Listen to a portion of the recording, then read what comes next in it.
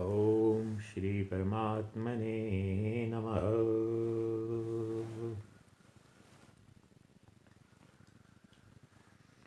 Swami Vivekananda's Practical Vedanta.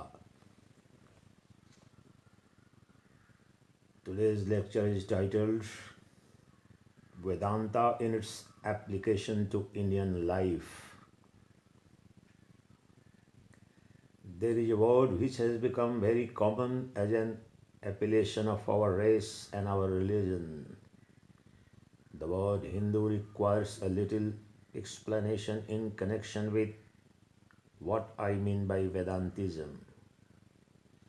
This word Hindu was the name that the ancient Persians used to apply to the river Sindhu. Whenever in Sanskrit there is an S, in ancient Persian it changes into H, so that Sindhu became Hindu. And you are all aware how the Greeks found it hard to pronounce H and dropped it altogether so that we became known as Indians. Now, this word Hindu, as applied to the inhabitants of the other side of the Indus River, whatever might have been its meaning in ancient times, has lost all its force in modern times. For all the people that live on this side of the Indus no longer belong to one religion. There are the Hindus proper, the Mohammedans, the Parsis, the Christians, the Buddhists, the Jains.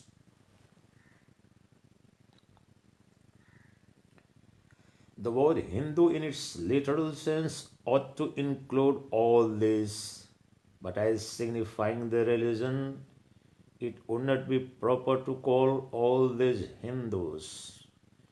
It is very hard, therefore, to find any common name for our religion, seeing that this religion is a collection, so to speak, of various religions, of various ideas, of various ceremonials and forms, all gathered together almost without a name, and without a church, and without an organization.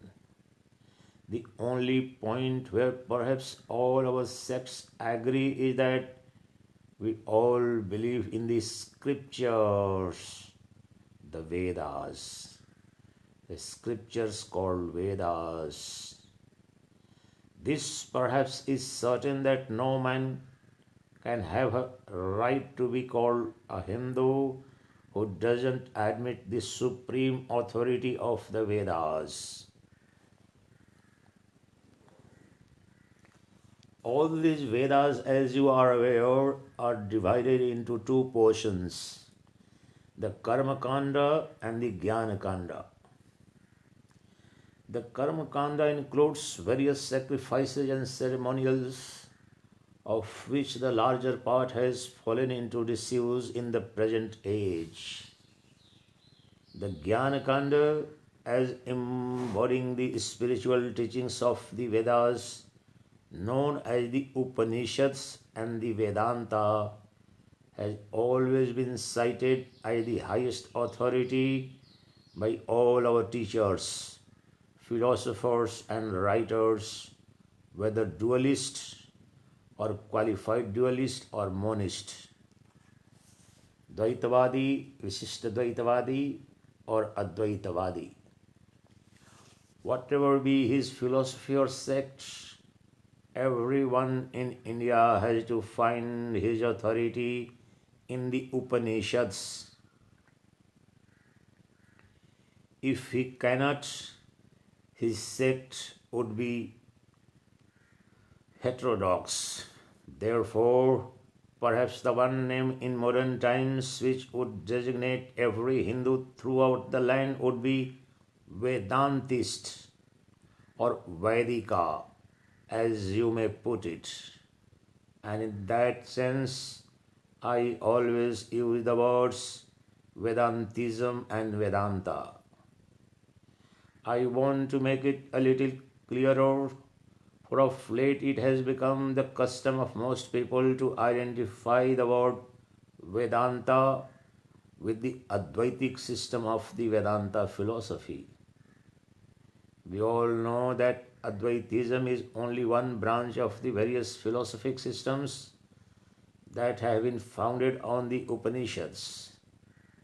The followers of the Vishishta system have as much reverence for the Upanishads as the followers of the Advaita, and the Vishishta claim as much authority for the Vedanta as the Advaitists. So do the dualists. So does every other sect in India. But the word Vedantis has become somewhat identified in the popular mind with the word Advaitist, and perhaps with some reason. Because although we have the Vedas for our scriptures, we have Smriti and Puranas, subsequent writings, to illustrate the doctrines of the Vedas. These, of course, have not the same weight as the Vedas. And the law is that wherever these Puranas and Smritis differ from any part of the Shruti, that is Vedas, the Shruti must be followed and the Smriti rejected. Now, in the expositions of the great Advaitic philosopher Adi Shankara and the school founded by him, we find most of the authorities cited are from the Upanishads. Very rarely is an authority cited from the Smritis, except perhaps to elucidate a point which could hardly be found in the Smritis. Sorry, elucidate a point which could hardly be found in the Shrutis. On the other hand, other schools take refuge more and more in the Smritis and less in the Shrutis. And as we go to the more and more dualistic sects, we find a proportionate quantity of the Smritis quoted, which is out of all proportion to what we should expect from a Vedantist. It is perhaps because of these gave such predominance to the Pauranika authorities that the Advaitist came to be considered as the Vedantist par excellence, if I may say so.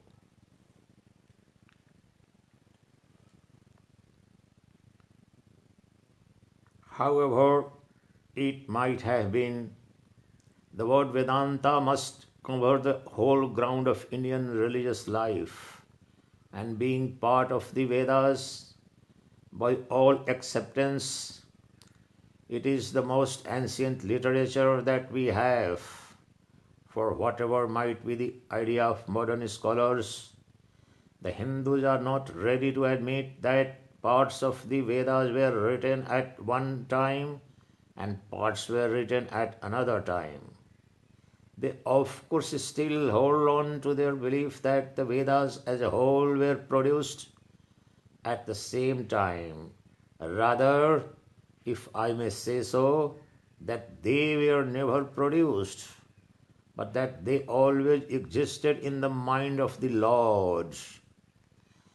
This is what I mean by the word Vedanta, that it covers the ground of dualism, of qualified monism, and Advaitism in India.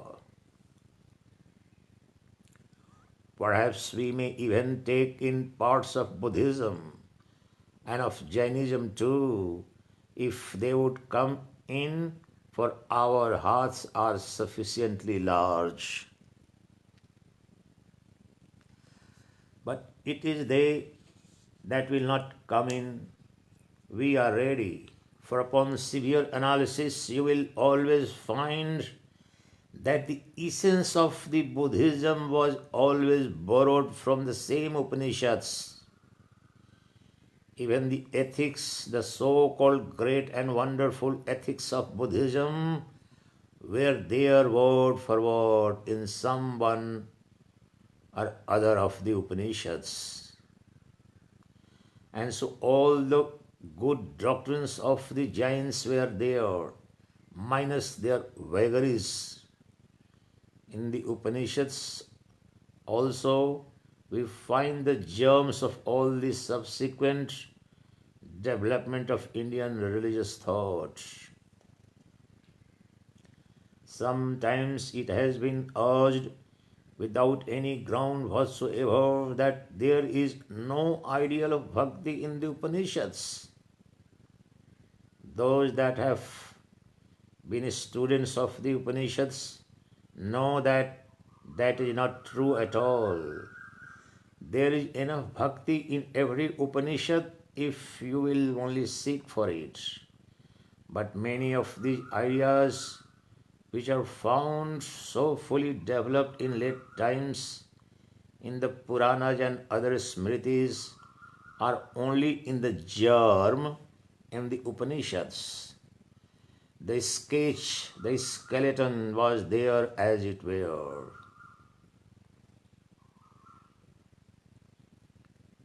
It was filled in some of the Puranas, but there is not one full grown Indian ideal that cannot be traced back to the same source, the Upanishads.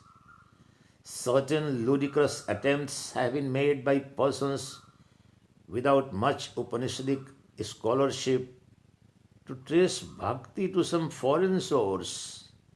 But as you know, these have all been proved to be failures, and all that you want of bhakti is there, even in the Samhitas, not to speak of the Upanishads. It is there. Worship and love and all the rest of it. Only the ideals of bhakti are becoming higher and higher.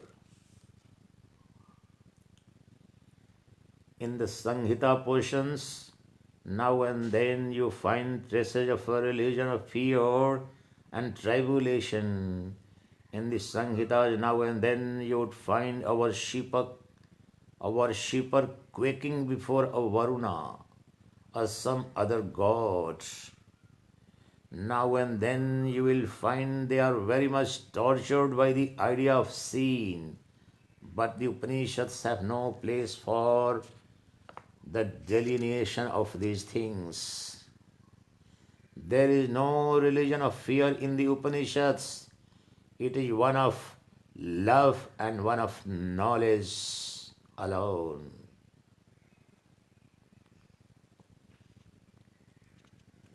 These Upanishads are our scriptures.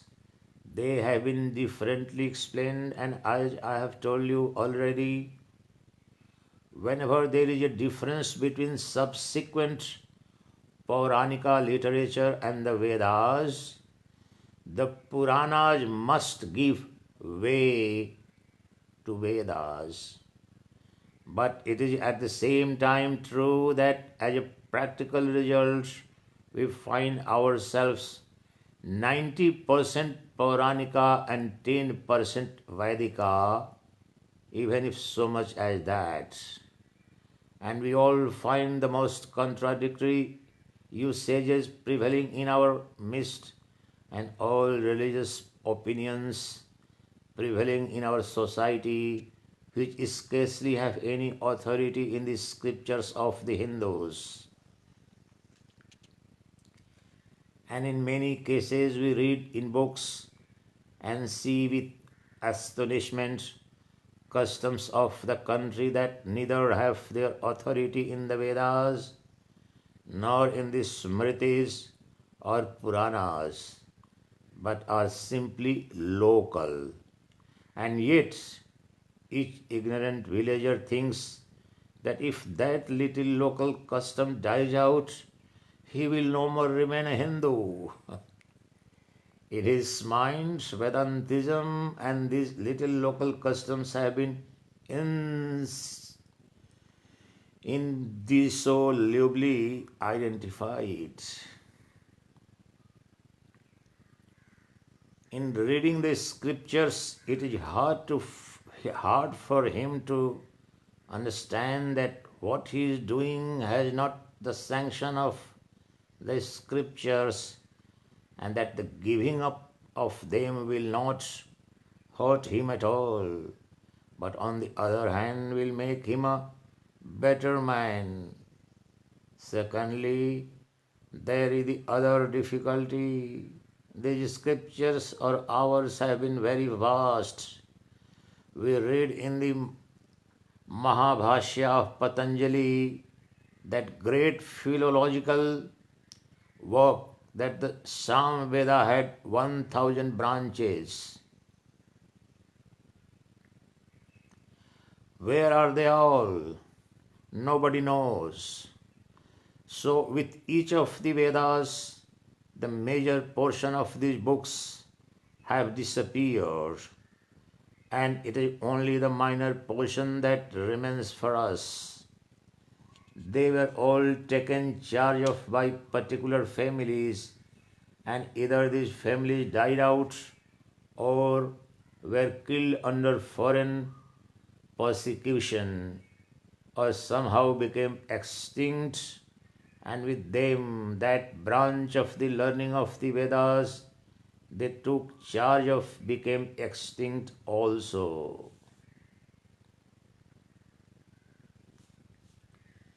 This fact we ought to remember, as it always forms the sheet anchor in the hands of those who preach anything new or defend anything even against the Vedas. Wherever in India there is a discussion between local custom and the Shrutis, and whenever it is pointed out that the local custom is against the scriptures, the argument that is forwarded is that it is not, that the customs existed in the branch of the Shrutis which has become extinct and so has been a recognized one. In the midst of all these varying methods of reading and commenting on our scriptures, it is very difficult indeed to find the thread that runs through all of them, for we become convinced at once that there must be some common ground underlying all these varying divisions and subdivisions. There must be harmony, a common plan upon which all the little bits of buildings have been constructed, some basis common to this apparently hopeless mass of confusion which we call our religion. Otherwise, it could not have stood so long, it could not have endured so long. Coming to our commentators again, we find another difficulty.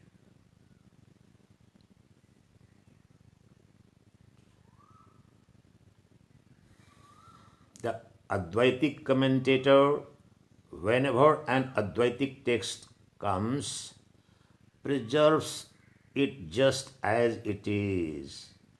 But the same commentator, as soon as a dualistic text presents itself, tortures it if he can and brings the most queer meaning out of it. Sometimes the unborn becomes a goat.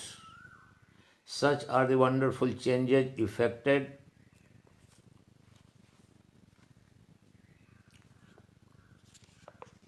to suit the commentator. Aja, the unborn is explained as Aja, a she goat.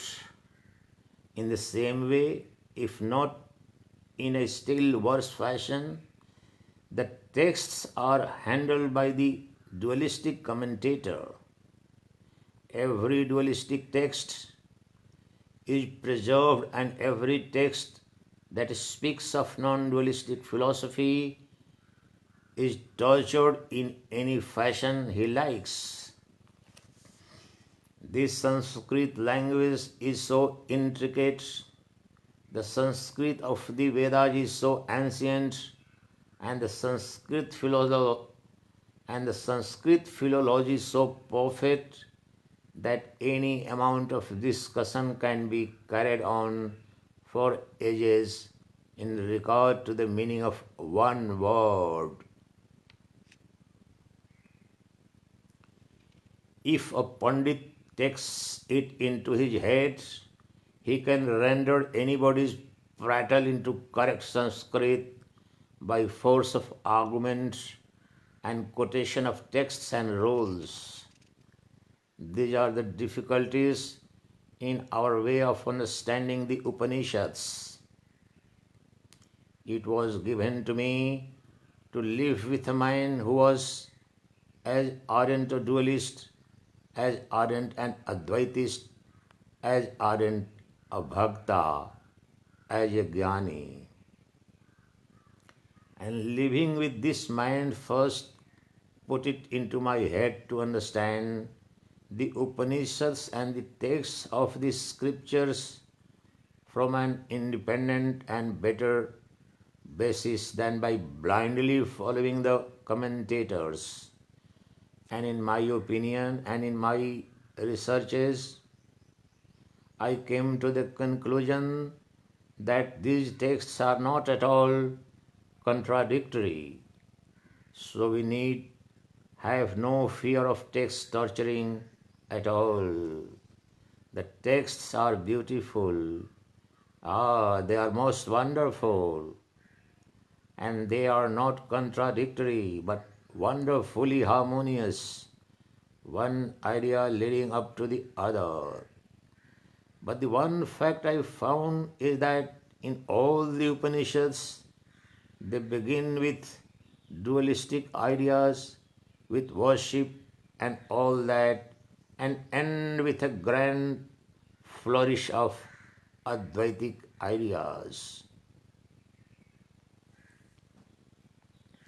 Therefore, I now find in the light of this man's life that the dualist and the Advaitist need not fight each other.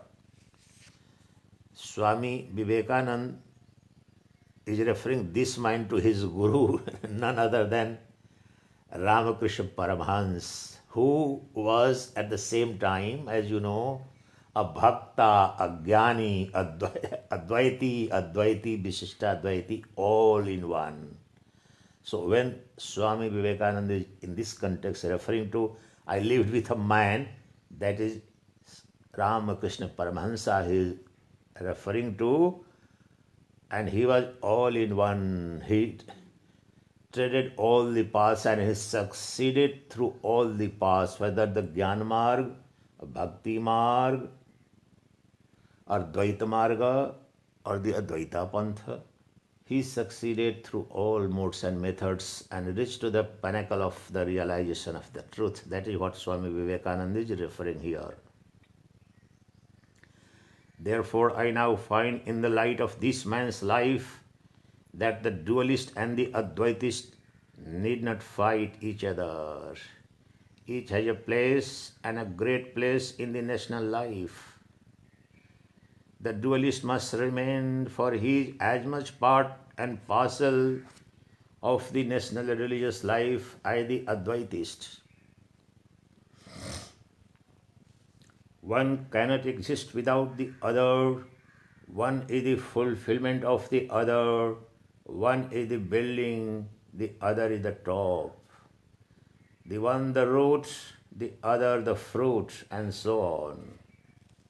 Therefore, any attempt to Upanishads appears to me very ridiculous. I begin to find out that the language is wonderful, apart from all its merits, as the greatest philosophy, apart from its wonderful merit as theology, as showing the path of salvation to mankind. The Upanishadic literature is the most wonderful painting of sublimity that the world has.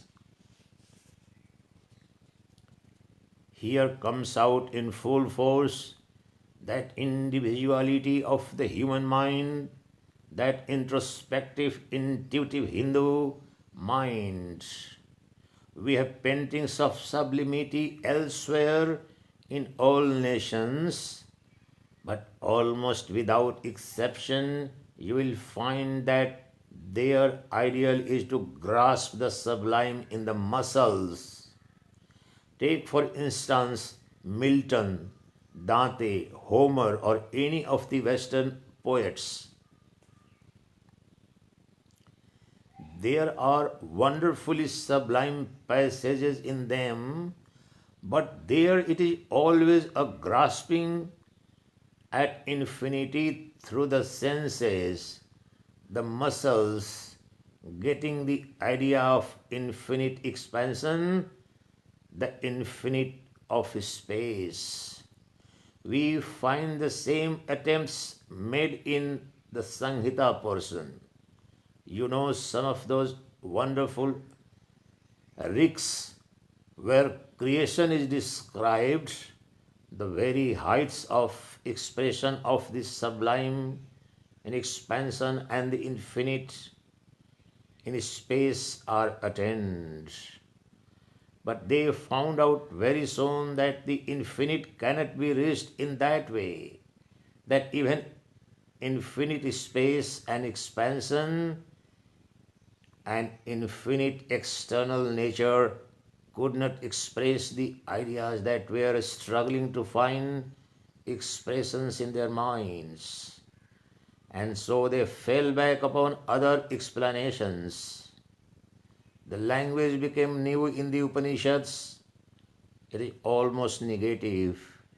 It is sometimes chaotic, sometimes taking you beyond the senses, pointing out to you something which you cannot grasp, which you cannot sense, and at the same time you felt certain that it is there.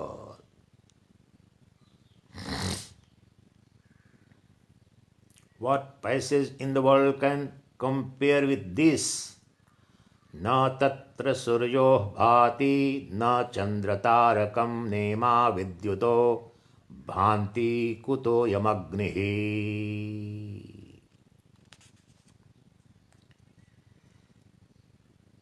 There the sun cannot illumine, nor the moon, nor the stars.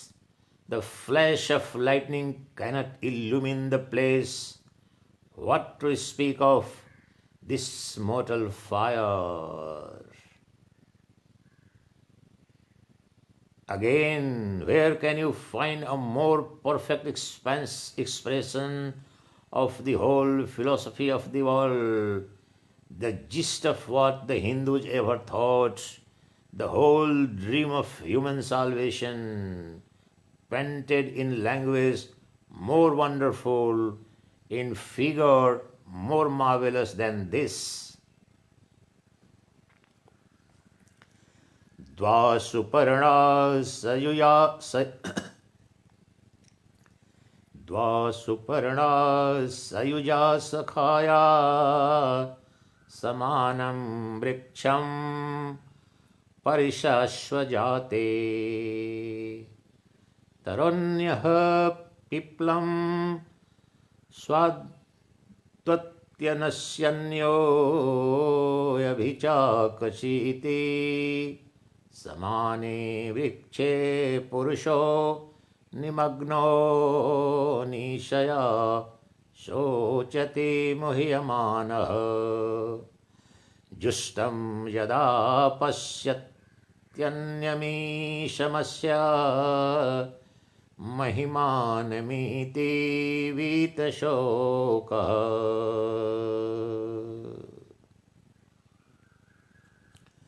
Upon the same tree there are two birds of beautiful plumage. This reference is from the Mundak Upanishad, the story of the two birds. That is what Swami Vivekananda is quoting and referring to.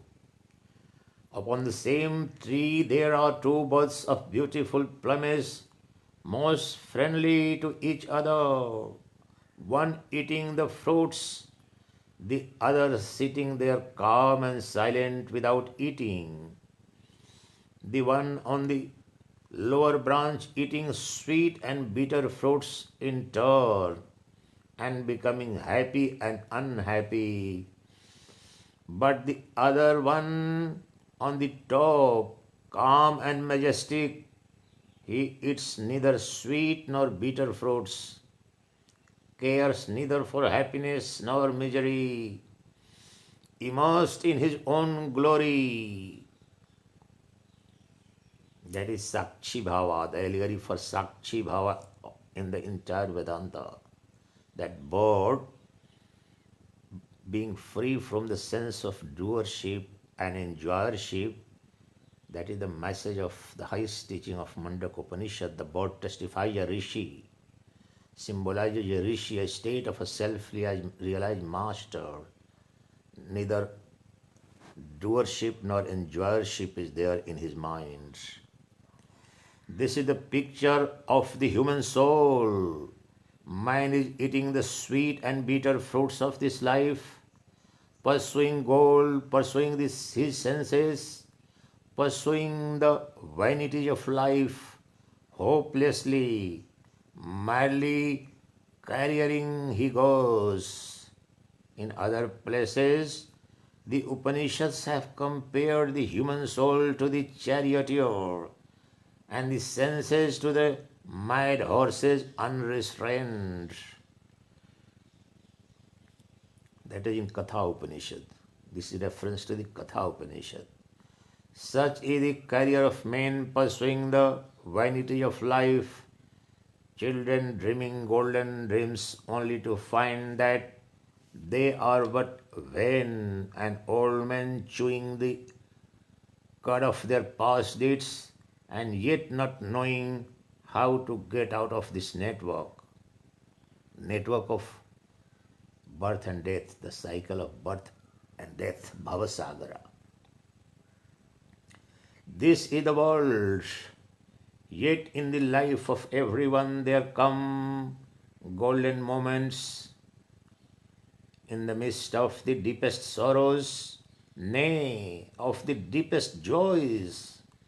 There come moments when a part of the cloud that hides the sunlight moves away as it were, and we catch a glimpse, in spite of ourselves, of something beyond, away, away, beyond the life of the senses, away, away beyond its vanities, its joys, and its sorrows, away, away beyond nature or our imaginations of happiness here or hereafter, away beyond all thirst for gold or for fame or for name or for posterity. Man stops for a moment at this glimpse and see the other bird, calm and majestic, eating neither sweet nor bitter fruits, but immersed in his own glory, self-content, self-satisfied. As the Gita says, यस्त्वात्मा रतिरेव स्यादात्मा तृप्तस्य मानवः आत्मन्ये च सन्तुष्टस्तस्य कार्यं न विद्यते. He whose devotion is to the Atman, he who doesn't want anything beyond Atman, he who has become satisfied in the Atman, that is, in the bliss of the Atman, what work is there for him to do? Because the bliss of the Atman is infinite, absolute, eternal, unconditioned, therefore nothing remains to be desired for the knower of the Atman, the self-realized master. That is what Lord Krishna in Bhagavad Gita, explaining the qualifications of a Sthit Pragya, the one of the steady wisdom. And that is what Swami Vivekananda is referring in this verse. That is the supreme goal, and the Mundak Upanishad story of the two birds are referring to the same. The ignorant man changing the fruits, and the wise one established in his her own self. That is the supreme glory what Swami Vivekananda is trying to bring forth here through this passage of the Vedantic texts. He whose devotion is to the Atman, he who doesn't want anything beyond Atman, he who has become satisfied in the Atman, what work is there for him to do? Why should he drudge? Man catches a glimpse, then again he forgets and goes on eating the sweet and bitter fruits of life. Perhaps after a time he catches another glimpse, and the lower bird goes nearer and nearer to the higher bird as blows after blows are received. That is the story of the mankind. That is the suffering. The one who believes in the doership and enjoyership, he invariably has to undergo so much of sorrow, pain, suffering. But after getting the blows after blows, then slowly and slowly he or she realizes the problem of this life of duality, happiness and sorrow, and then slowly and slowly he moves towards the life of the one, the Sakshi Bhava, the steady wisdom that is ever present within us. That is what Swami Vivekananda is referring to, the highest wisdom of the Upanishads. If he be fortunate to receive hard knocks, then he comes nearer and nearer to his companion, the other bird, his life, his friend, and as he approaches him, he finds that the light from the higher bird is playing around his own plumage. And as he comes nearer and nearer, lo, the transformation is going on. The nearer and nearer he comes, he finds himself melting away, as it were, until he has entirely disappeared. This disappearance is the disappearance of the ego. Each one of us, the ego-based individuality and mind-based identity of ours is false, and as long as this continues, we remain in the state of doership and enjoyership, and so long is the sorrow and suffering and fear of all disease and death. That is what Swami Vivekananda is referring to through the Upanishadic teaching of the Mundak Upanishad, the story of the two birds. These two birds are none other than the ego-based individual, ego-based or mind-based, the Dehatma Buddhi and Chidatma Buddhi. That is what the moral of that story of Mundak Upanishad of the two birds. The one who lives life in Dehatma Buddhi under the belief that this body alone is the self, that is called materialism. All the sorrow and suffering and package of the sorrow and suffering continues for infinity. The other one who begins to see and explore the Chidatma Buddhi, the consciousness, the infinite consciousness, that is the self, the Atman, as the basis, as the root, as the background of my existence, that one becomes what we call enlightened or self-realized or Brahmanhood, that state. That is what is the message what Swami Vivekananda here is trying to present. When the bird sitting on the lower branch of the tree who was experiencing the fruits bitter and the fruits sweet, slowly and slowly moves up closer to the bird who was sitting in a spirit of Sakshi Bhava, the witness alone. Then this ego based, the ignorant, deluded person loses his sense of ego, and with the disappearance of the ego, the miracle happens. There is nothing in enlightenment or moksha other than disappearance of the ego, dissolution of the ego. The greatest tragedy I have found after I become a sannyasi, that most of the even the sannyasi as so-called seekers of a spiritual path, they don't understand this most fundamental thing. And that applies to every religion. Say it whether Christianity, Islam or Buddhism or Hinduism. That ego is the root cause of darkness, sorrow, suffering and bondage. And we are so addicted to our ego, we want to attain moksha with our ego. We want to become enlightened, but yet we want to retain. I want to, oh, this Sachidananda is the enlightened one. Swami Sachidananda is self-realized one. The Sachidananda is the one who is seeking moksha and who has attained moksha.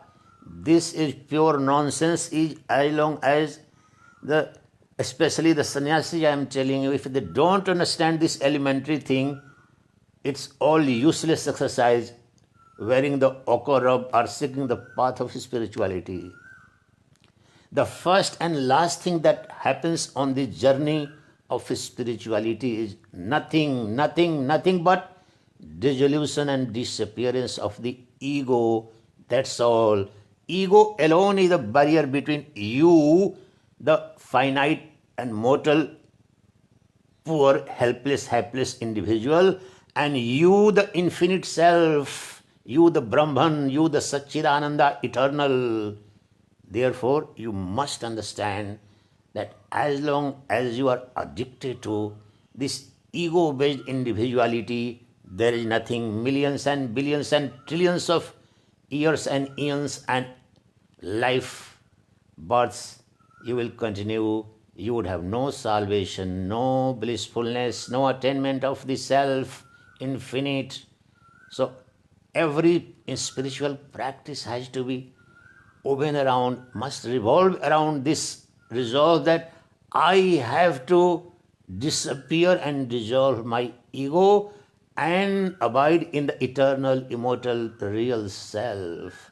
Unless and until you are deluded. Most of the hypocrisy we find in our, especially in Hindu society, especially in the monastic life, the sannyasis, hypocrites, corrupt people, it is because of this. They don't understand even this much of the basic of the spiritual life. And that is what Swami Vivekananda is referring to 123 years ago. Imagine how much corruption and degeneration has taken place in this 123 years. So we are not prepared to take the challenge. We want to retain our ego and still we want to become infinite. The drop, as long as it is addicted to its drop hood, a drop of water, so it is not going to pour down itself and jump down and dissolve into the infinite ocean unless and until the drop of the ocean is prepared to dissolve into the ocean. The drop is going to remain or going to become extinct, hapless, poor chap, this single drop. But once the ego is, the drop of water is prepared to dissolve itself and pour itself down, whole lock, stock and barrel in the ocean, it becomes infinite. The finite, limited drop of water or ocean becomes the infinite by dissolving itself, by disappearing its ego-based identity. it becomes the infinite ocean. That is the story and moral of the entire Upanishads for the human beings. That as long as this ego based, the body based identity is your root of life, center of your existence, you are bound to suffer, you are bound to remain in delusion and illusion. And self realization or moksha or enlightenment is nothing but transcending and breaking free from this confines of this body and illusion and ego. And that state is called moksha. That alone is called self realization and Brahman realization. And Upanishad, the supreme objective of Upanishads, or for that matter, the Param Purushartha, the supreme goal of every Hindu in Vedas, is that alone, dissolution of the ego. That is what Swami Vivekananda is referring to. I thought it appropriate to explain a little bit because it's the most fundamental point to understand. So coming back to the story of the Mundaka Upanishad. So the bird sitting on the lower branch eating bitter and sweet fruits, when the bird goes up to the one who was sitting without enjoyership and doership, so then he realizes he did not really exist. It was but the reflection of the other bird who was there calm and majestic amidst the moving leaves. That is Atman. Within both these birds are within ourselves. The mind and ego-based personality of ours is the bird sitting on the lower branches and eating and enjoying and suffering. The bird on the upper branches, that is the Atman, our higher self. The Atman, the infinite, eternal, immortal, blissful self, is signified and symbolized by the bird sitting on the upper branches in the story of the Mundaka Upanishad. That is what Swami Vivekananda is referring. And then that realizes the ego-based, the bird, when it goes up, it realizes it was all his glory, that upper bird's. He then becomes fearless, perfectly satisfied, calmly serene. In this figure, the Upanishads take you from the dualistic to the utmost Advaitic conception. Endless examples can be cited, but we have no time in this lecture to do that or to show the marvelous poetry of the Upanishads, the painting of the sublime, the grand conceptions. But one other idea I must note, that the language and the thought and everything come direct. They fall upon you like a sword blade. Strong as the blows of a hammer they come. There is no mistaking their meanings. Every tone of that music is firm and produces its full effect. No gyrations, no mad words, no intricacies in which the brain is lost. No signs of degradation are there, no attempts at too much allegorizing, too much piling of adjectives after adjectives, making it more and more intricate till the whole of the sense is lost and the brain becomes giddy and man doesn't know his way out from the maze of that literature. There was none of that yet. If it be human literature, it must be the production of a race which had not yet lost any of its national vigor. Strength is what the Upanishads speak to me from every page. This is the one great thing to remember. It has been the one great lesson I have been taught in my life. Strength, it says strength. O man, be not weak. Are there no human weaknesses? Says man, there are, say the Upanishads, but will more weakness heal them? Would you try to wash dirt with dirt? Will sin cure sin? Weakness cures. Will weakness cure weakness? Strength, O man, strength, say the Upanishads. Stand up and be strong. It is the only literature in the world where you find the word abhe, fearless, fearless, used again and again. In no scripture in the world is this adjective applied either to God or to man. Abhi, fearless. And in my mind rises from the past the vision of the great emperor of the West, Alexander the Great, and I see as it were in a picture the great monarch is standing on the bank of the Indus talking to one of our sannyasins in the forest. The old man he was talking to, perhaps naked, stark naked, sitting upon a block of stone, and the emperor, astonished at his wisdom, tempting him with gold and honor to come over to Greece. And this man smiles at his gold and he smiles at his temptations and refuses. And then the emperor, that is Alexander, is standing on his authority as an emperor says, I will kill you if you don't come. And the man bursts into the laugh and says, you never told such a falsehood in your life as you tell just now. Who can kill me? Me? You kill? Emperor of the material world? Never, never. For I am a spirit unborn. I am Atman eternal and undecaying. Never was I born and never do I die. I am the infinite, the omnipresent, the omniscient, and you kill me, child that you are? That is strength of the Upanishads.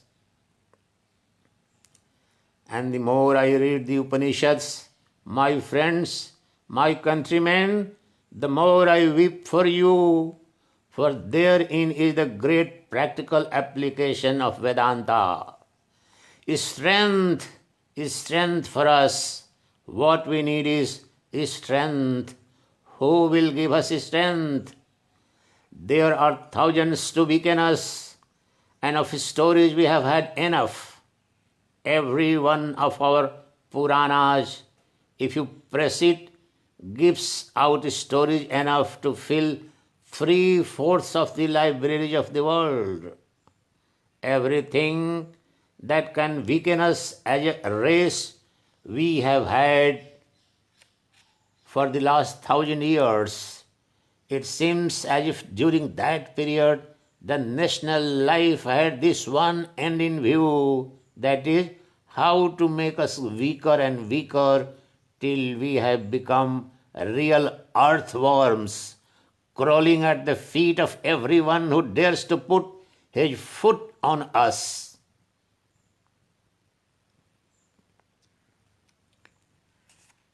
Therefore, my friends, as one of your blood, as one that lives and dies with you, let me tell you that we want strength, and every time strength.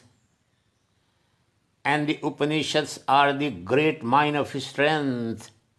Therein lies strength enough to invigorate the whole world.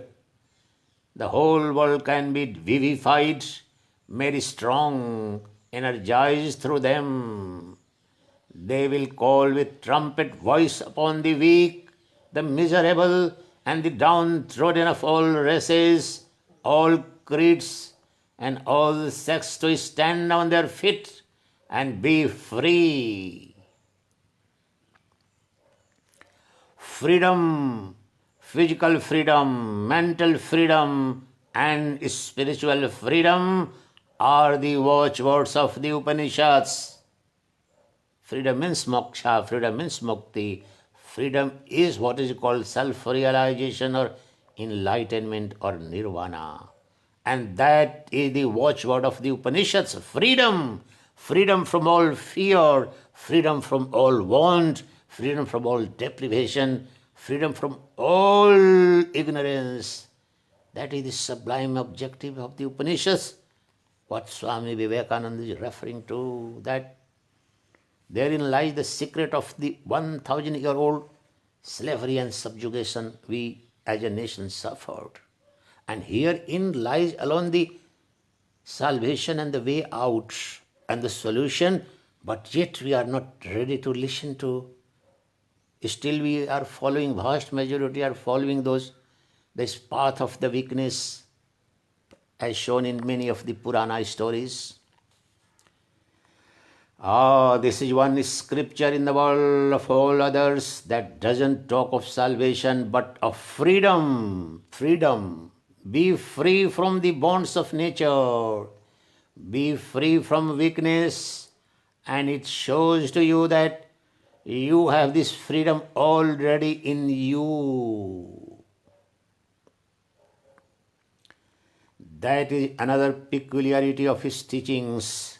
You are a Dvaitist, never mind. You have got to admit that by its very nature, the soul is perfect. Only by certain actions of the soul has it become contracted, finite, and limited. Indeed, Ramanuja's theory of contraction and expansion is exactly what the modern evolutionists call evolution and atavism. The Darwinian theory Swami Vivekananda is referring to, Darwin's theory of evolution. The soul goes back, becomes contracted as it were, its powers become potential, and by good deeds and good thoughts it expands again and reveals its natural perfection.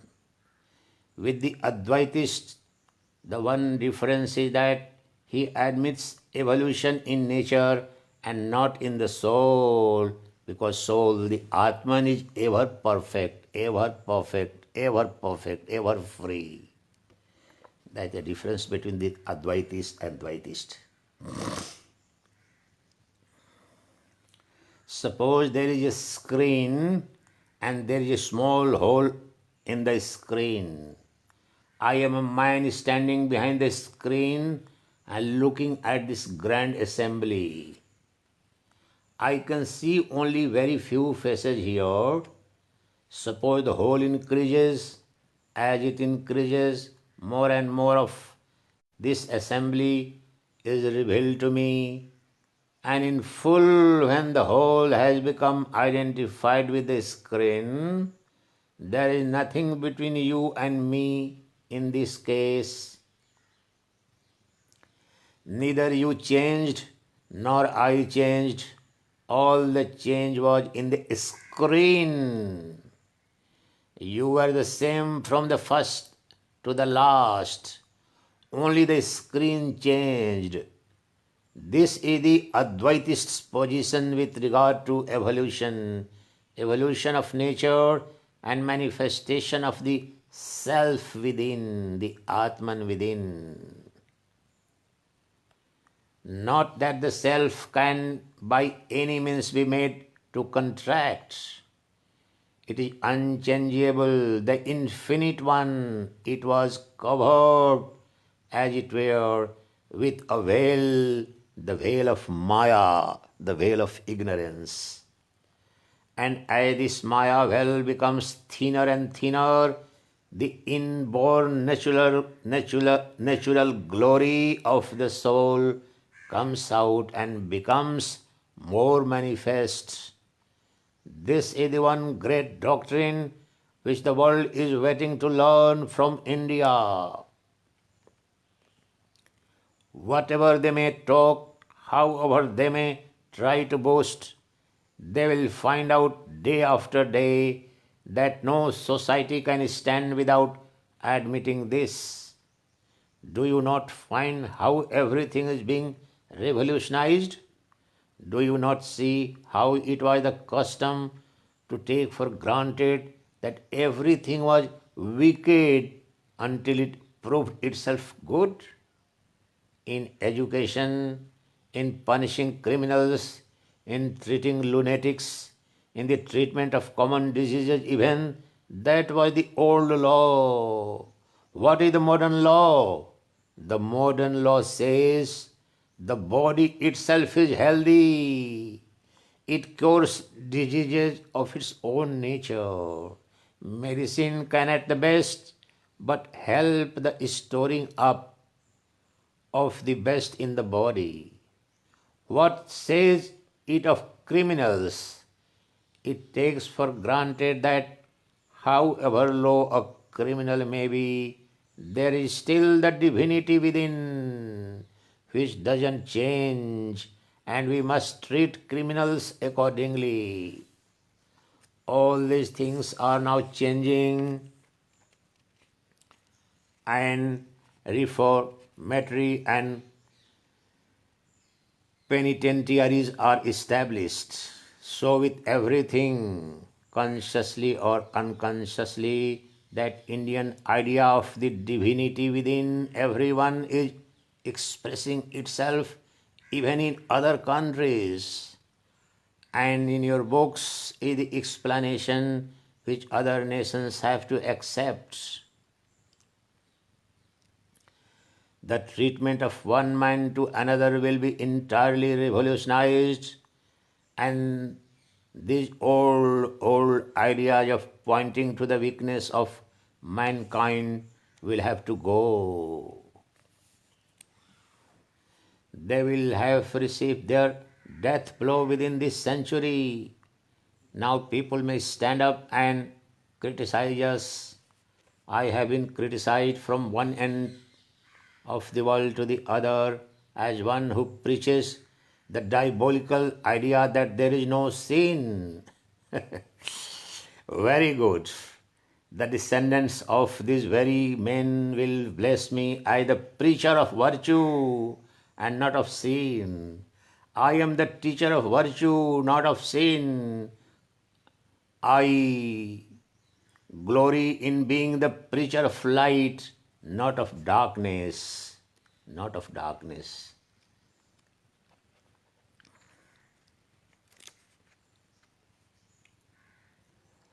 The second great idea which the world is waiting to receive from our Upanishads is the solidarity of this universe, the oneness and unity of the universe. The old lines of demarcation and differentiation are vanishing rapidly. Electricity and steam power are placing the different parts of the world in intercommunication with each other. And as a result, we Hindus no longer say that every country beyond our own land is peopled with demons and hobgoblins, nor do the people of Christian countries say that India is only peopled by cannibals and savages. When we go out of our country, we find the same brother man with the same strong hand to help, with the same lips to say Godspeed, and sometimes they are better than in the country in which we are born. When they come here, they find the same brotherhood, the same cheer, the same Godspeed. Our Upanishads say that the cause of all misery is ignorance, and that is perfectly true when applied to every state of life, either social or spiritual. It is ignorance that makes us hate each other. It is through ignorance that we don't know and don't love each other. As soon as we come to know each other, love comes, must come. For are we not one? Brahma Satyam Jagan Mithya Jivo Brahmaiva Naparaha. Ekam Sadaviprabodha Vadanti. Sarvam Khal Vidam Brahma. Swami Vivekananda is explaining, commenting upon the most fundamental tenet and revelation of the Upanishads, that the entire universe is nothing but manifestation of the one supreme reality called Atman, Paramatman or Brahman, and therefore there is a underlying unity between the appearing and seeming diversity in the world. We are but one.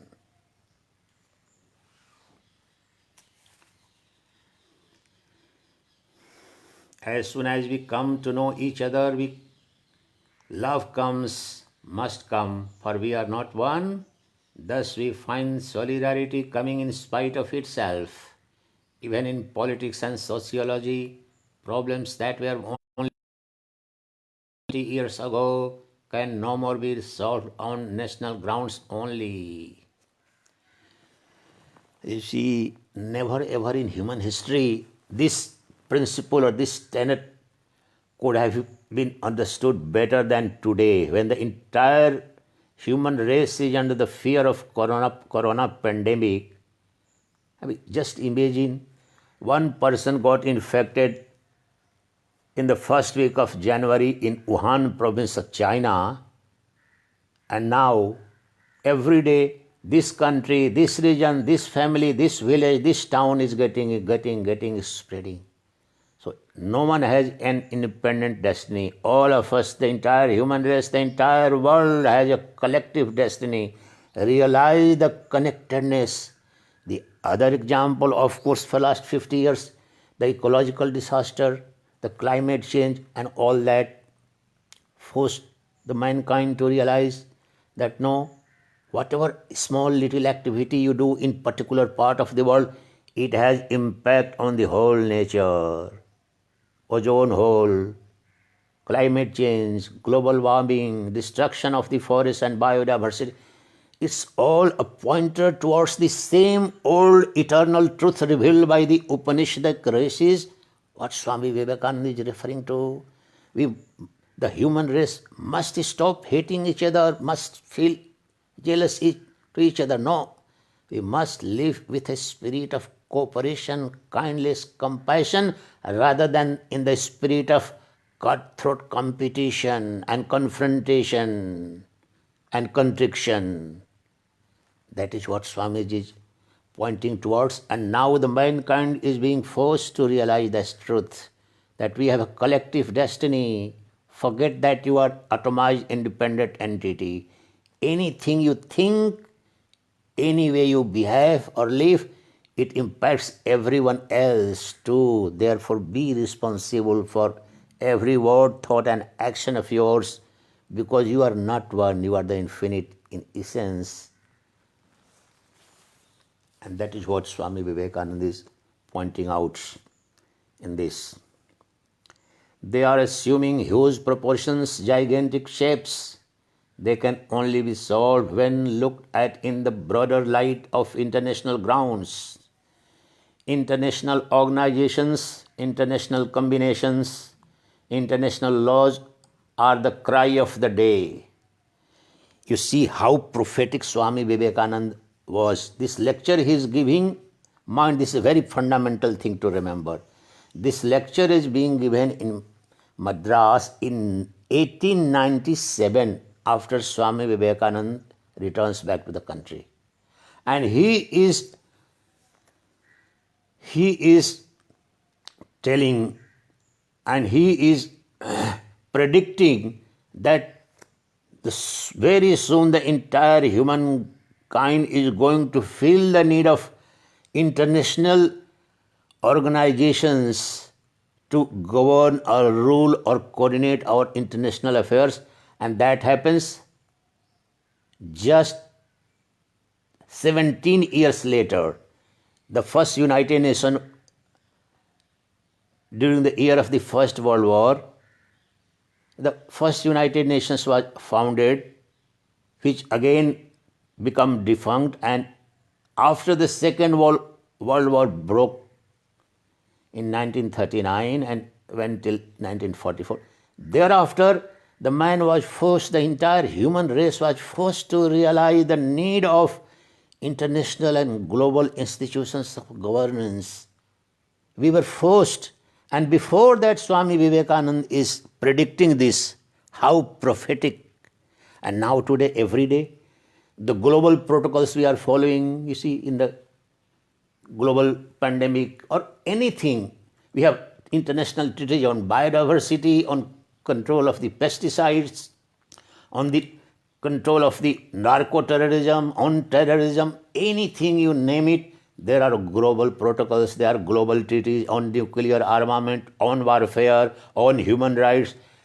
There are basic tenets of human dignity and human interpersonal behavior that have become the part of international governance today, that is being predicted and felt need of 123 years ago by Swami Vivekananda, and today it's a part and parcel of our life. There are people, at the moment I am speaking here, there are people in USA and Europe who are listening to me, my lecture. I am listening to them. How true, how prophetic. We are one. Realize this unity between the diversity of the universe. They are assuming huge proportions of gigantic selves that they can only be solved when looked at the broader light of international grounds. You see, climate change, it's a treaty still such a big issue and all that, unless and until the collective will and wisdom of the mankind comes to,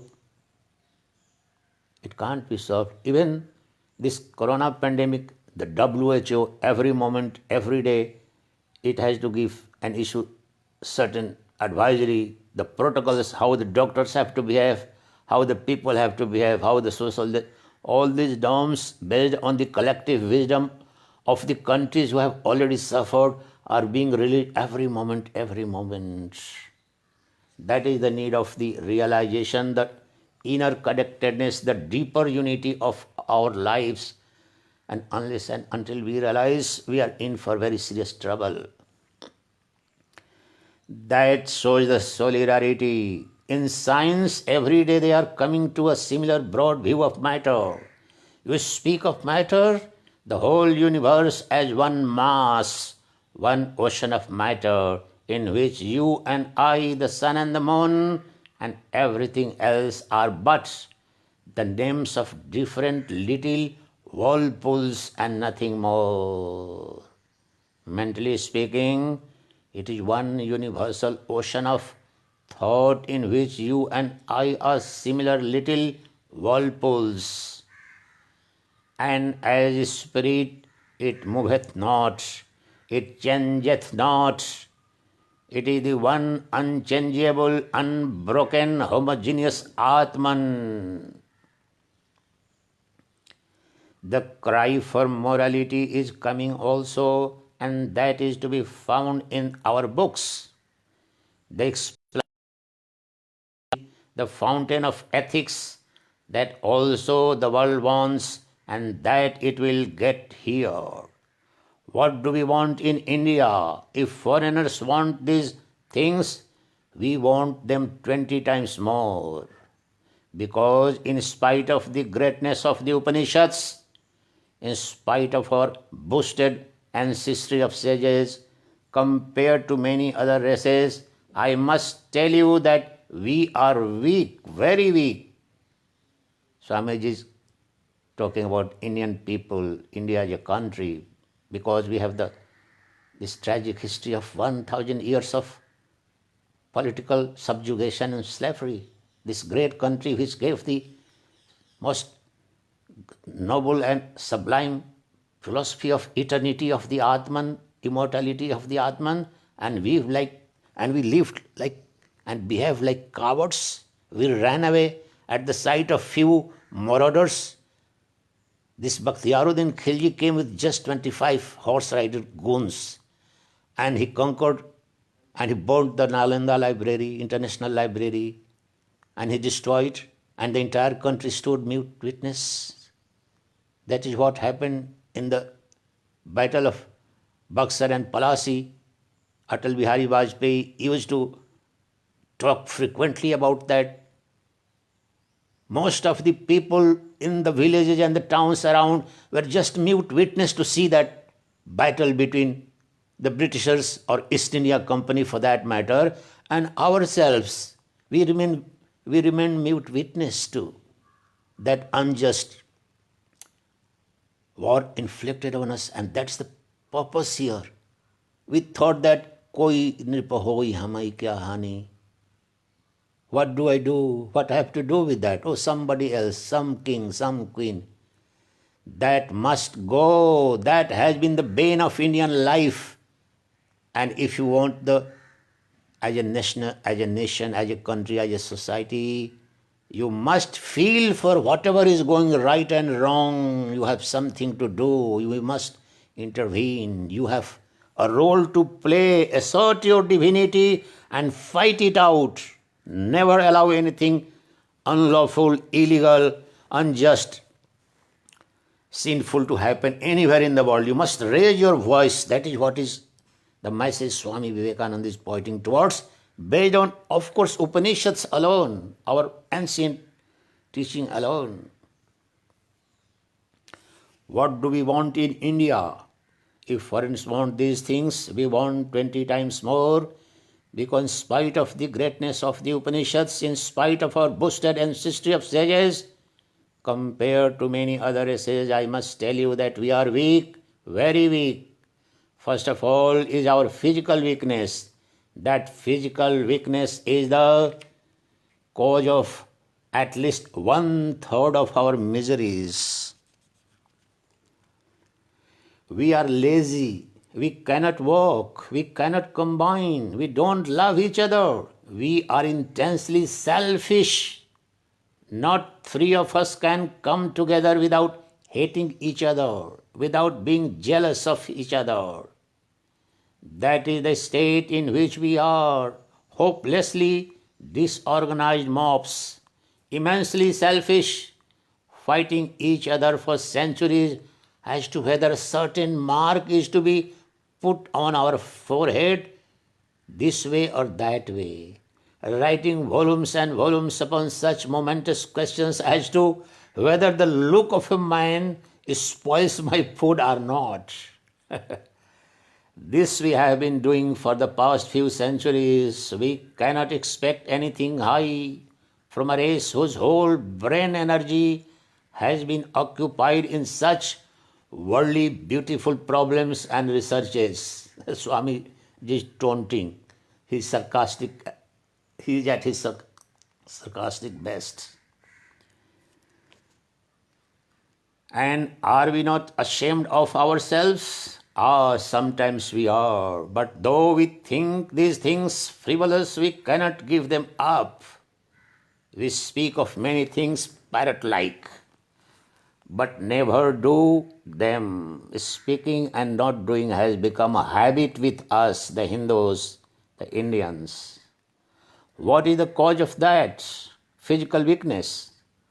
This sort of weakness and weak brain is not able to do anything. We must strengthen it. First of all, our young men must be strong. Religion will come later. Be strong, my young friends. That is my advice to you. You will be nearer to heaven through football than through the study of the Gita. These are bold words. But I have to say them, for I love you. I know where the shoe pinches. I have gained a little experience. You will understand the Gita better with your biceps, your muscles a little stronger. You will understand the mighty genius and the mighty strength of Krishna better with a little of his strong blood in you. You will understand the Upanishads better and the glory of the Atman when your body stands firm upon your feet and you feel yourselves as men. Thus, we have to apply these to our needs. People get disgusted many times at my preaching Advaitism. I don't mean to preach Advaitism or Dvaitism or any ism in the world. The only ism that we require now is this wonderful idea of the soul, its eternal might, its eternal strength, its eternal purity, and its eternal perfection. If I had a child, I would from its very birth begin to tell it, Thou art the pure one. You have read in one of the Puranas that beautiful story of Queen Madalsa. That story is in the Markandeya Puran. My Gurudev used to tell this story this every day in his lectures, and I am so fond of this story of Madalsa. Let me recite that, teaching that Madalsa used to give her sons the moment they were born, and 8 of them became Brahman, attained Brahmanhood, that they became self-realized by the age of 5 itself. That was the teaching. Shuddhosi buddhosi niranjanosi sansara maya parivarjitosi sansara swapnam tajamoha nidra masanga dosha tatsat swarupe. O son, O my dear son, you are eternal, immortal, ever pure, taintless.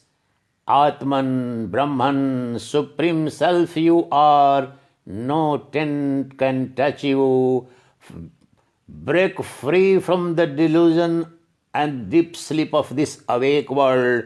It's a delusion. Become free, because freedom is intrinsic to you. You are eternally free. You are absolute reality. You are Shuddha Bodha, pure consciousness. That is absolute, eternal, supreme reality. Assert, assume, and abide in that supreme truth, oh my dear child. This is not ordinary. This was a lullaby. In entire Vedic era, the mothers used to tell this story, this mantra to their children from the first moment the child was born. This was Vedic lore that produced great men and women and sages and saints who produced the eternal literature of Upanishads and the mighty military or even the political power or the great economic prosperity was produced with this conviction instilled in the child from the day one that you are the infinite, eternal, immortal reality. Tattvamasi, that is what Swami Vivekananda is referring, that had I a child, I will teach this. I personally too have a dream. If I am given the opportunity, I get an opportunity, I will do that.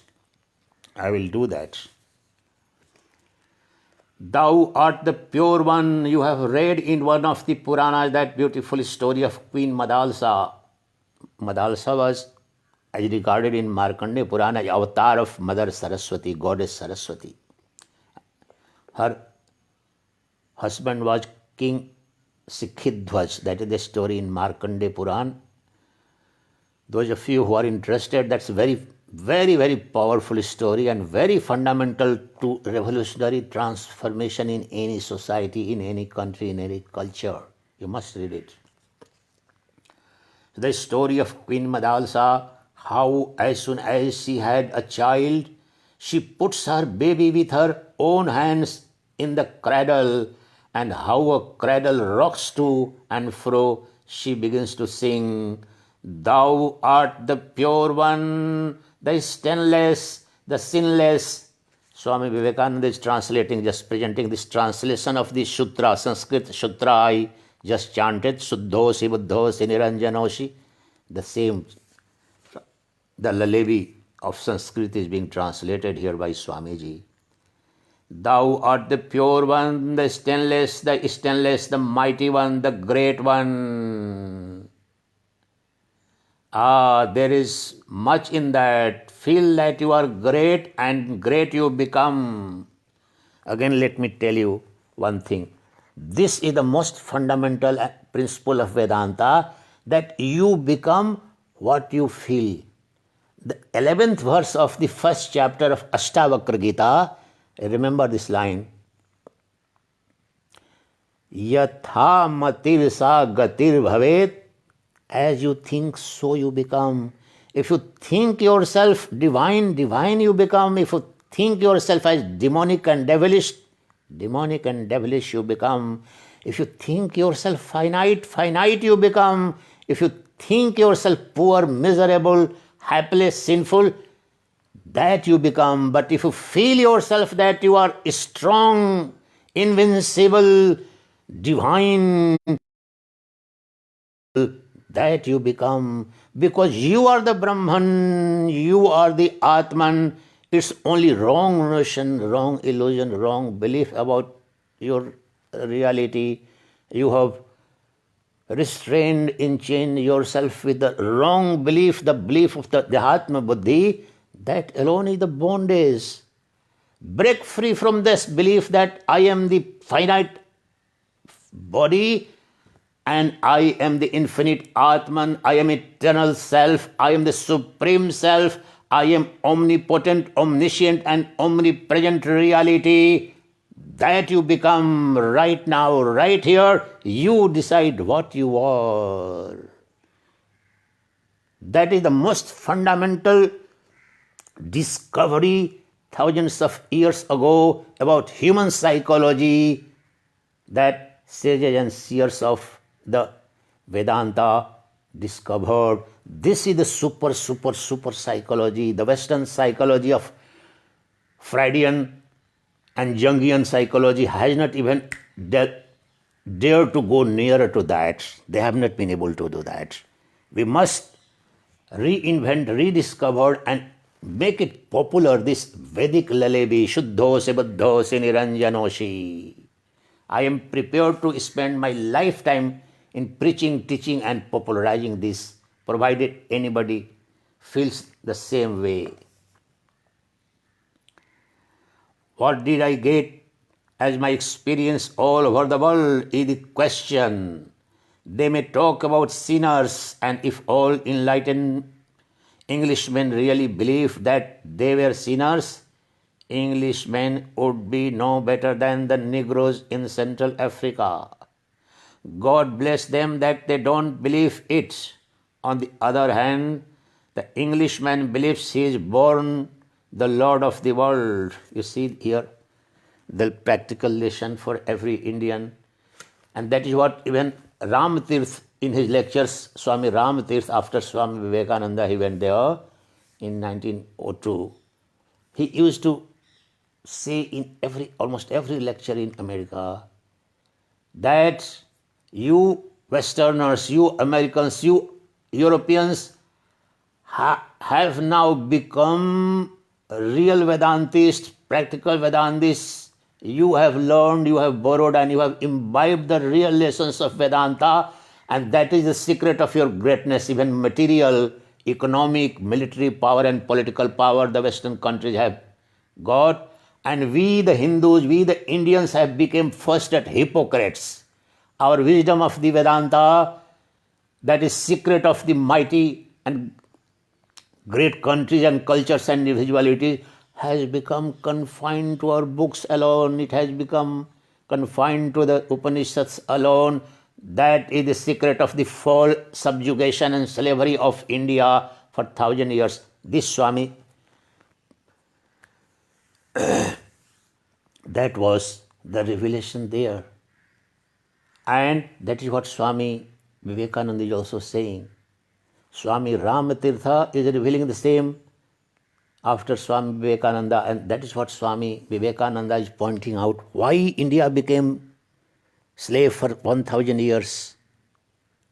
And you see, even after 123 years later today, a vast majority of Indians or Hindus still somehow are in the delusion that we are weak. Oh, we are looking for up to the Western people, Western scientists, Western intellectuals, the best of Indian intellectuals must go, they go to Harvard, Oxford, because they don't have faith in our universities, they don't have faith in our ancient cultural, intellectual practices. So they think that to become a cause célèbre or to excel in their studies, they must go to the Western teachers, the Western universities. There must be practical reasons, but that lies the lack of confidence in your own self. This is the most fundamental lesson of practical Vedanta of Swami Vivekananda. We as a race, we as a country must learn if we want the transformation in our life. And he is giving the example of the Britishers who ruled. About the British Empire, we used to read in the history books that the sun never sets in the British Empire. That is what Swamiji is saying. The secret of the success of the Britishers who colonized the vast majority and territory of the world was this: their belief in them, their strength. They believe that we are there to rule. And we have become the victims of the reverse ideology. We think that, oh, we are the ones who must be ruled by somebody else. We are the weak, we are the miserable. How can I do something? I am helpless, I'm poor, I'm ignorant. This must go, this must go if you are the inheritors, heirs, true heirs of the Vedanta. But look, even today, what happens? You watch every single religious channel, and there are hundreds, I am told. I have stopped. The day I became sannyasi, after that, I don't remember ever watching them. All of them, I'm not condemning them, Lokastaka and Bhajan, but tell me, in dozens of channels, there is the same story, Bhagavatam, and behind the facade Bhagavata story, they are presenting you the religious entertainment at best.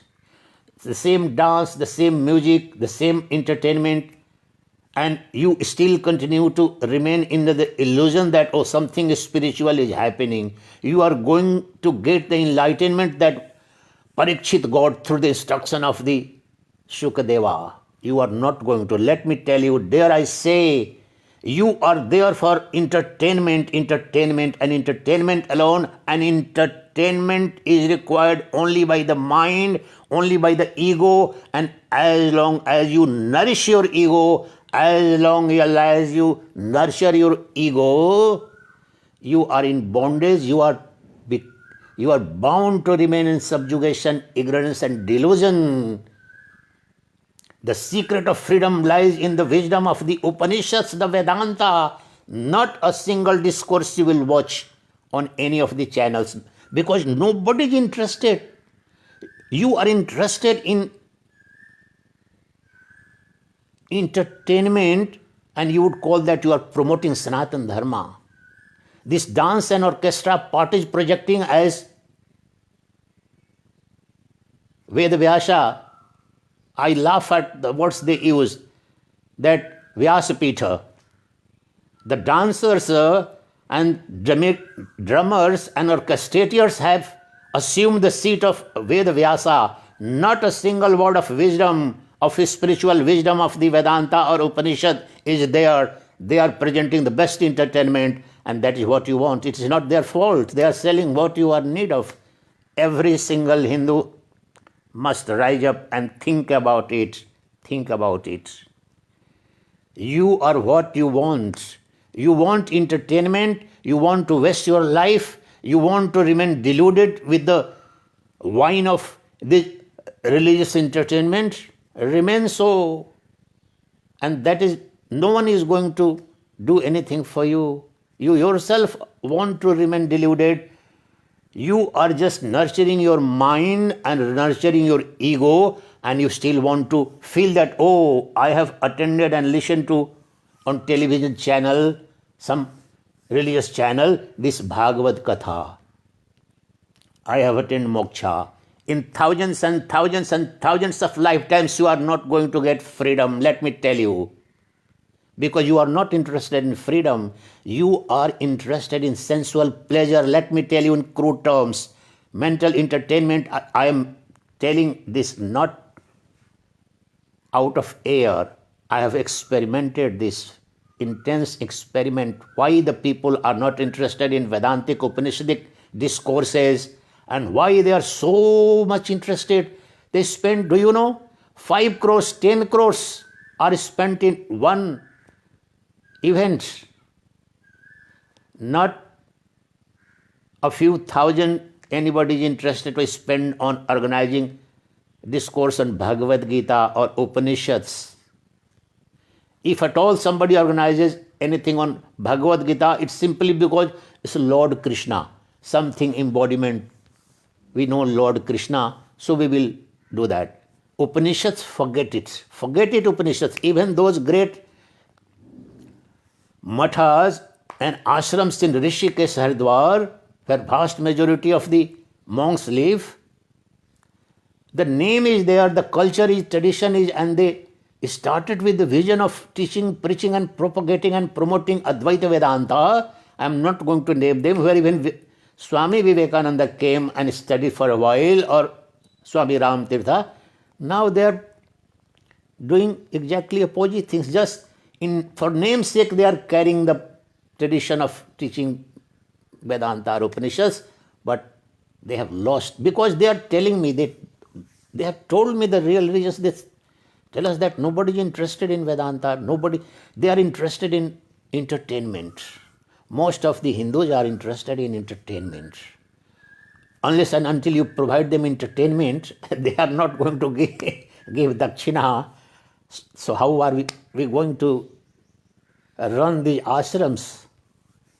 So that is the great tragedy. Swami Vivekananda, even at that point of time, this presents in such crystal clear terms the secret of his strength and secret of wisdom, the secret of greatness of a country and secret of downfall of a country, and still we are not prepared to listen that lesson or implement it in our life. The Englishman believes he is born to Lord of the world. He believes he is great and can do anything in the world. If he wants to go to the sun or the moon, he believes he can. You see, another prophetic line. At that point of time, in 1897, no one has gone there. It happens almost 60, 70 years later,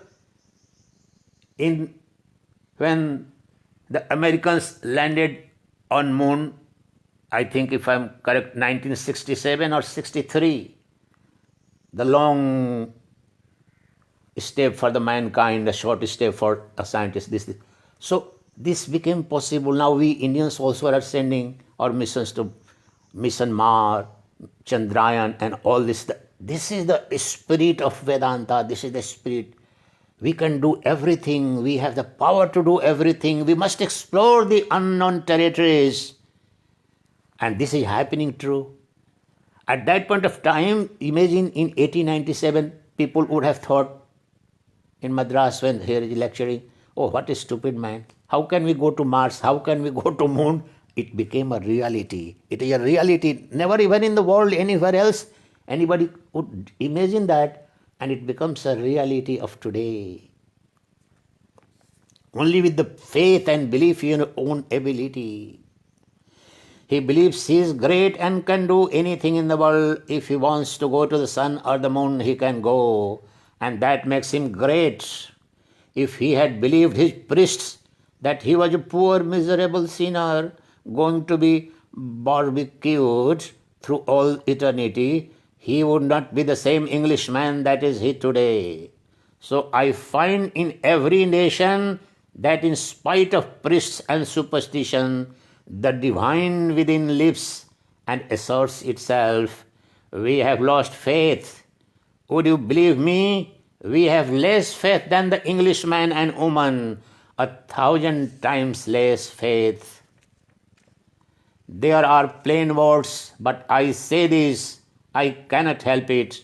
Don't you see how Englishmen and women, when they catch our ideals, become mad as it were, and although they are the ruling class, they come to India to preach our own religion, notwithstanding the jeers and ridicule of their own countrymen. How many of you could do that? And why can't you do that? You know more than they do. You are more wise than is good for you. That is your difficulty. Simply because your blood is only like water, your brain is slowing, your body is weak. You must change the body. Physical weakness is the cause of doing nothing else. You have talked of reforms, of ideals, and all these things for the past 100 years. But when it comes to practice, you are not to be found anywhere till you have disgusted the whole world. And every name of reform is a thing of ridicule. And what is the cause? Do you not know? You know too well the only cause is that you are weak, weak, weak. Your body is weak, your mind is weak, you have no faith in yourselves. Centuries and centuries, 1,000 years of crushing tyranny of castes and kings and foreigners, and your own people have taken out all your strength, my brethren. Your backbone is broken, you are like downtrodden worms. Who will give you strength? Let me tell you, strength is what we want. And the first step in getting strength is to uphold the Upanishads and believe, I am the soul, I am the Atman, I am the Atman infinite, eternal.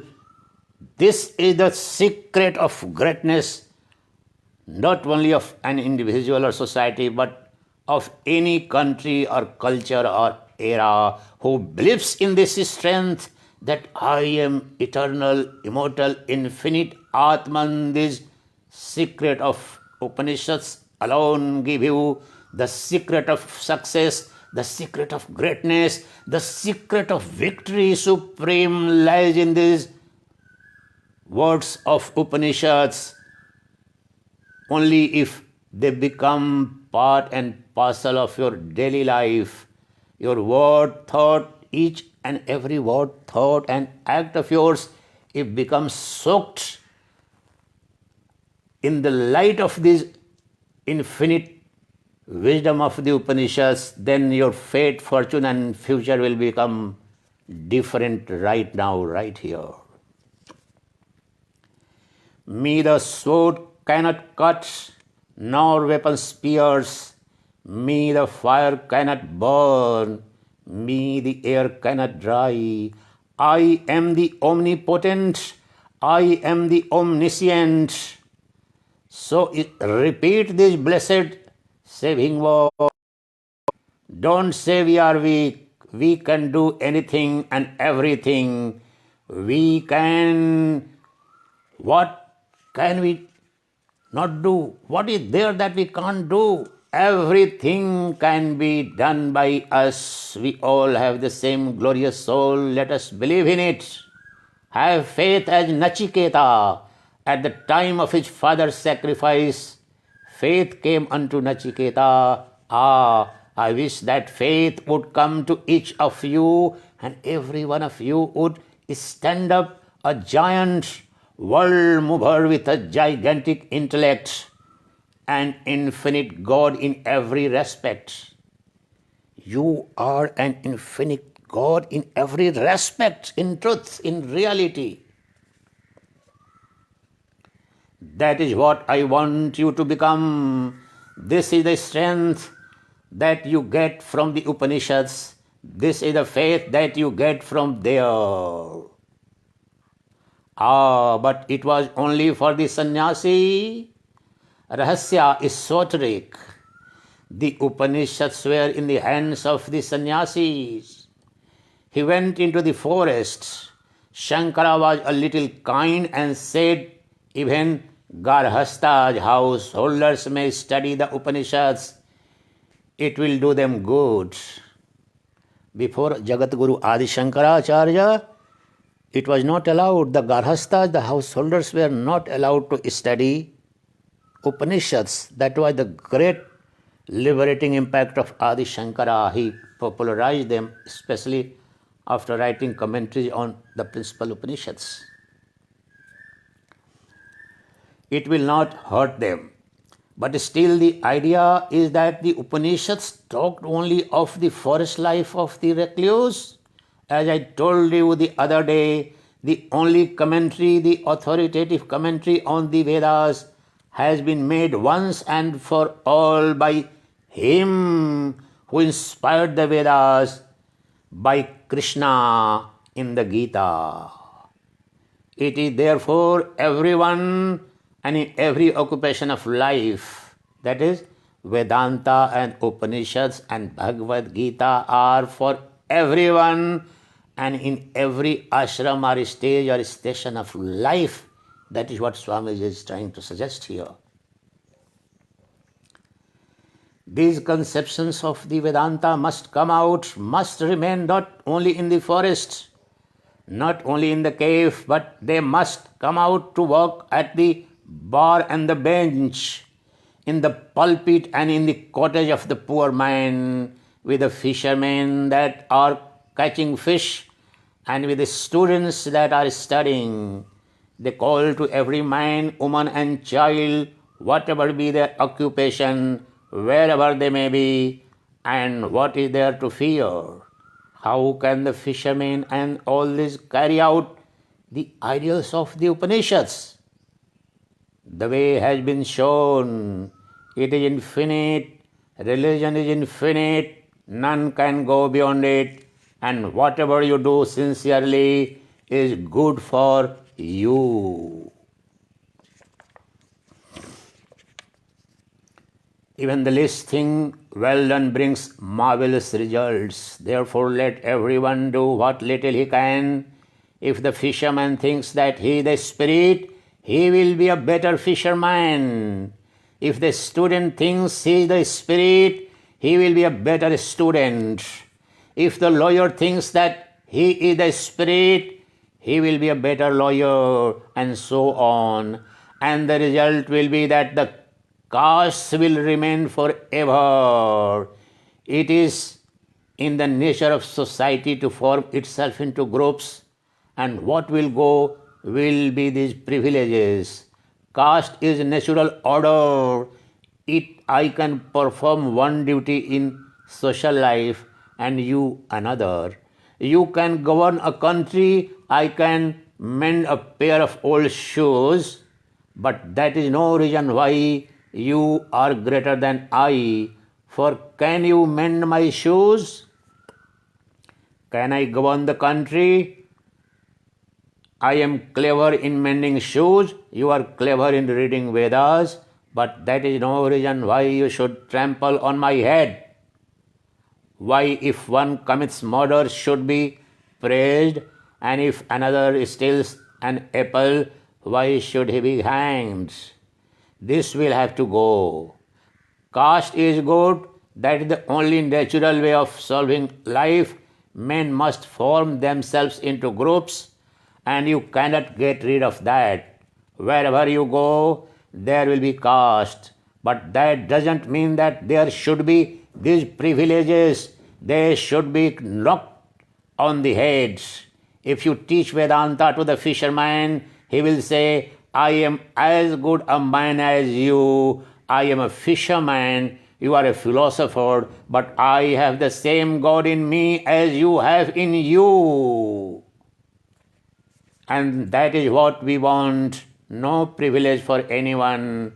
equal chances for all. Let everyone be taught that the divine is within and everyone will work out his own salvation. This is the secret of salvation of the country too, the world too. This is the supreme secret revealed in the Upanishads. Liberty is the first condition of growth. Liberty, that is freedom. The freedom is the first condition of growth. It is wrong, 1,000 times wrong, if when any one of you dare say, I will work out the salvation of this woman or child. I am asked again and again what I think of the widow problem and what I think of the woman question. Let me answer once for all. Am I a widow that you ask me that nonsense? Am I a woman that you ask me that question again and again? Who are you to solve women's problems? Are you the Lord God that you should rule over every widow and every woman? Hands off. They will solve their own problems. O tyrants, attempting to think that you can do anything for anyone? Hands off. The divine will look after all. Who are you to assume that you know everything? How dare you think, O blasphemers, that you have the right over God? For don't you know that every soul is the soul of God? Mind your own karma. A load of karma is there in you to work out. Your nation may put you upon a pedestal, your society may cheer you up to the skies, and fools may praise you, but he sleeps not, and retribution will be sure to follow here and hereafter. Look upon every man, woman, and everyone as gods. You cannot help anyone, you can only serve. Serve the children of the Lord, serve the Lord Himself if you have the privilege. If the Lord grants that you can help any one of His children, blessed you are. Don't think too much of yourselves. Blessed you are that privilege was given to you when others had it not. Do it only as a worship. I should see God in the poor, and it is for my salvation that I go and worship them. The poor and the miserable are for our salvation, so that we may serve the Lord, coming in the shape of the deceased, coming in the shape of the lunatic, the leper, and the sinner. Narayan in Nara, Daridra Narayan. This is the concept of Daridra Narayan that Swamiji is expounding on. Bold are my words, and let me repeat that it is the greatest privilege in our life that we are allowed to serve the Lord in all these shapes. Because the Sarvam Khalvidam Brahma, the Brahman alone has appeared and manifested as men, women, birds, beasts, whatsoever.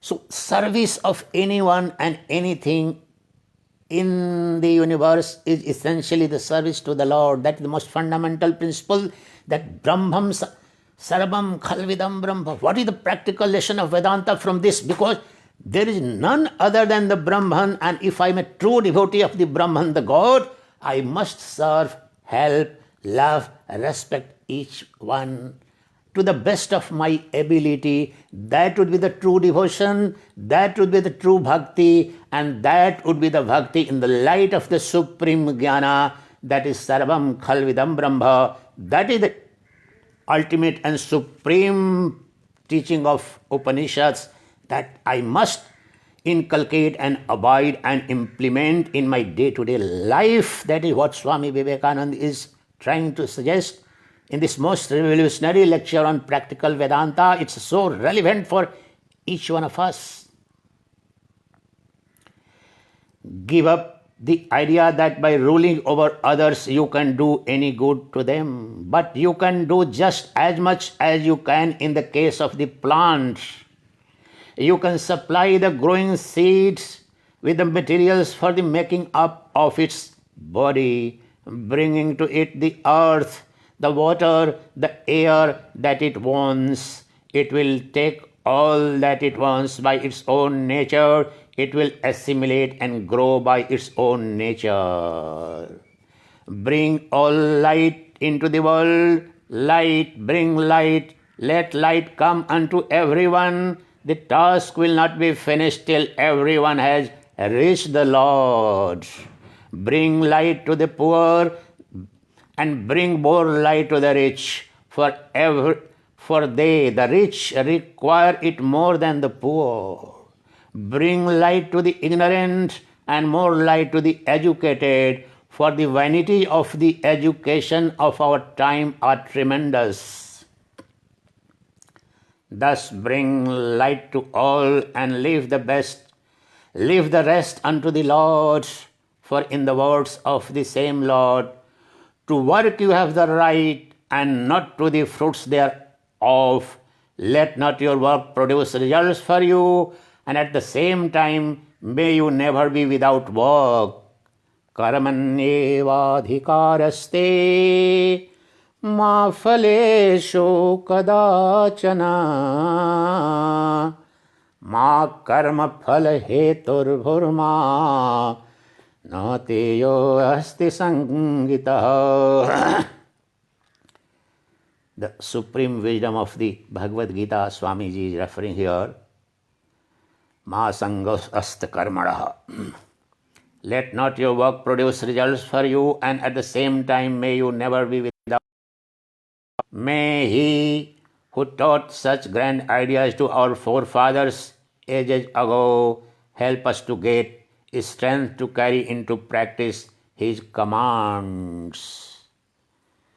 That is the end of the lecture of Swami Vivekananda on the application of Vedanta in practical Indian life, political life, social life, economic, individual life, family life, and collective life of the nation and the collective life of the entire universe.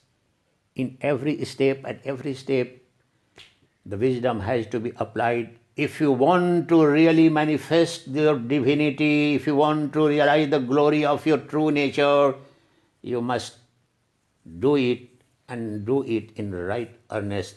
Let me hope and pray that this divine wisdom of the Upanishads, as explained in the practical Vedanta terms of Swami Vivekananda, dawns upon at least a significant section of the population of this country, especially the youth, the young, the educated one, and they become the torch bearers of the Advaita Vedanta and the Advaita Vedantic wisdom. That is secret of the greatness.